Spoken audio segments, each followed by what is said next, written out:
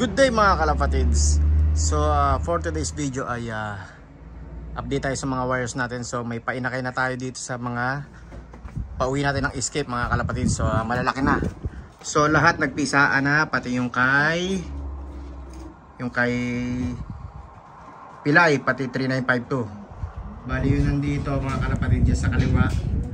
Bali tatlong painakay natin dyan. So yung isang itlog dyan kay Diwata, tas ang pares niya si Pilay.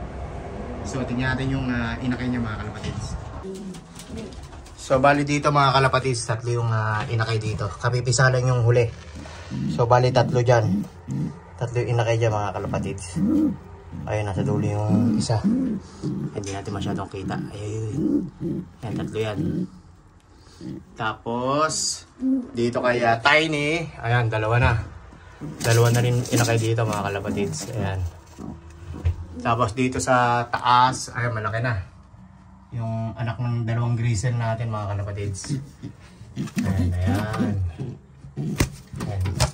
Bali, dalawang grizzle din ang inak yan, mga nasa tatay mga kalapatids. Tapos dito, isa lang ang nabuhay, yung isa may cancer mga kalapatids. So, bali, blue check to. Ayan. Tapos yung dito sa isa, yung anak ni Tatang, kapares niya si 3951, ayan. So nasa 18 days na ata to o 17 days yan mga kalapatids. Parehas blue bar. Tapos yung isang itlog na pinasitar natin, bali itlog ni Pilayon tsaka ni 3952. Ito si 3952 mga kalapatids. So malaki na rin yun, nasa 18 days mga kalapatids. So tingnan natin. So mga kalapatids, ito yung pinasitar natin, yung itlog nila Pilay at 3952. So isa lang yung nabuhay dito mga kalapatids. Ay, umitlog na ulit yung isang ashborto natin, yung magulang ni 3952. Ito yung tatay.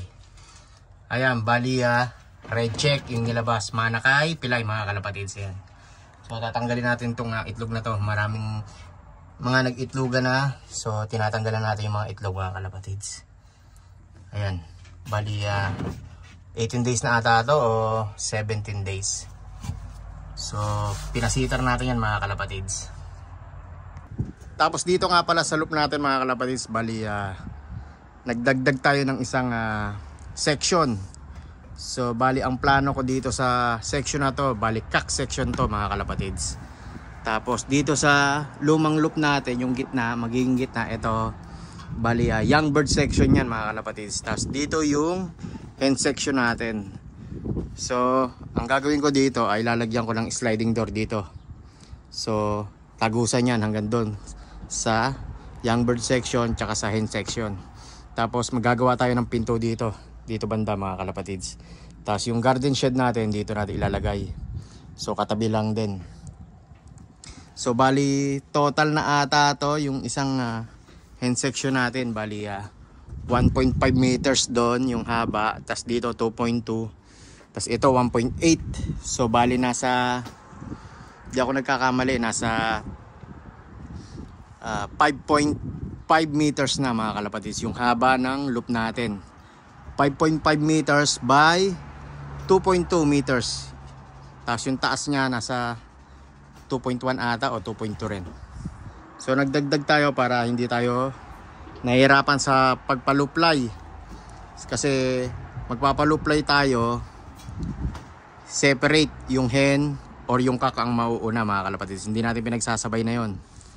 Tsaka pag young bird breeding, kasi magkakasama yung young bird ko tapos yung hen nung nakaraan. So pag nag-breeding tayo, bali dito lang talaga sa gitna, bali naka-viewing yan. Wala silang kasamang ibang mga flyers natin. So yan lang yung update natin mga kalapatids. So kaya busy ako dahil pinaplano ko yung paggawa ng section natin, yung panibagong section ng loop. So pinalaki natin ulit mga kalapatids. So hanggang dito lang muna mga kalapatids. Update ko na lang kayo pag natapos na yung loop na dinagdag natin. So happy flying sa inyong lahat mga kalapatids. God bless.